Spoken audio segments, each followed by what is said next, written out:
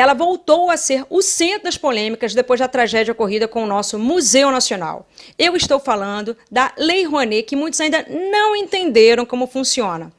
O mecanismo de incentivos fiscais dessa lei é apenas uma forma de estimular o apoio da iniciativa privada ao setor cultural. Ou seja, o governo abre mão de parte dos impostos para que esses valores sejam investidos na cultura. E quem pode solicitar esse apoio? Pessoas físicas que atuam na área cultural, como artistas, produtores, técnicos e pessoas jurídicas que tenham cultura como foco de atuação. As propostas enviadas ao Ministério da Cultura podem abranger diversos segmentos culturais, como espetáculos e produtos musicais ou de teatro, dança, circo, literatura, artes plásticas e gráficas, gravuras, artesanatos, audiovisual, como programas de rádio e TV e patrimônio cultural, no caso, os museus. No processo para receber o benefício, a proposta deve ser aprovada e, se isso ocorrer, o titular do projeto pode captar recursos com cidadãos ou empresas. O ciclo de aprovação de projetos inclui diversas etapas e se finaliza com a avaliação da Comissão Nacional de Incentivo à Cultura, que é formada com paridade de membros do poder público e da sociedade civil. Todas as decisões são públicas e podem ser consultadas no Sistema de Apoio às Leis de Incentivo à Cultura. Quem fornece os recursos é chamado de incentivador e, com a Lei Rouanet, tem parte ou total do valor do apoio deduzido no imposto de renda devido. A concessão de incentivo fiscal a projetos culturais é uma possibilidade disponível a qualquer cidadão brasileiro que atua na cultura. O repasse de recursos não é feito de forma direta para nenhum projeto aprovado por meio de incentivo fiscal.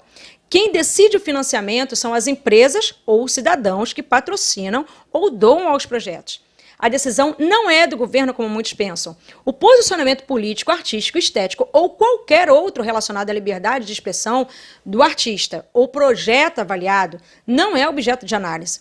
Quanto ao fato de que a lei incentivou outros projetos que não foram do seu agrado e não teve a verba para a manutenção dos museus, vale considerar que o Museu Nacional pertence à UFRJ e não está no orçamento do Ministério da Cultura.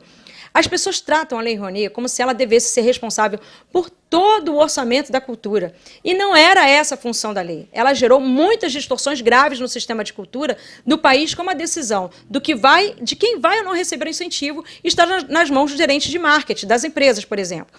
Mas isso não tem nada a ver com o museu. Olha, para vocês terem uma ideia, numa entrevista para um programa de rádio nessa segunda-feira, o próprio ministro da Cultura, Sérgio Sá Leitão, revelou que mediou um acordo com o BNDES para investir na revitalização do museu. Ele afirmou que o dinheiro será usado para a reconstrução e recuperação do patrimônio.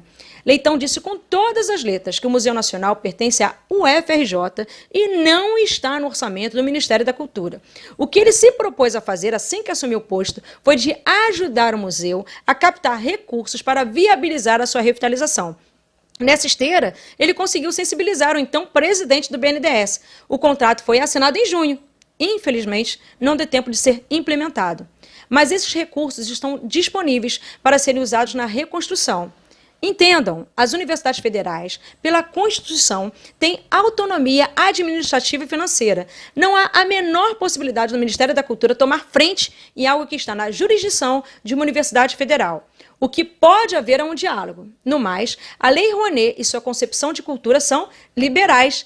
A lei foi uma maneira de levar os empresários ricos a investirem algo em arte e espetáculos na medida que tem a isenção e o retorno em marketing para suas empresas, já que podem escolher em quem vão investir e de quem aceitam a carta de fomento.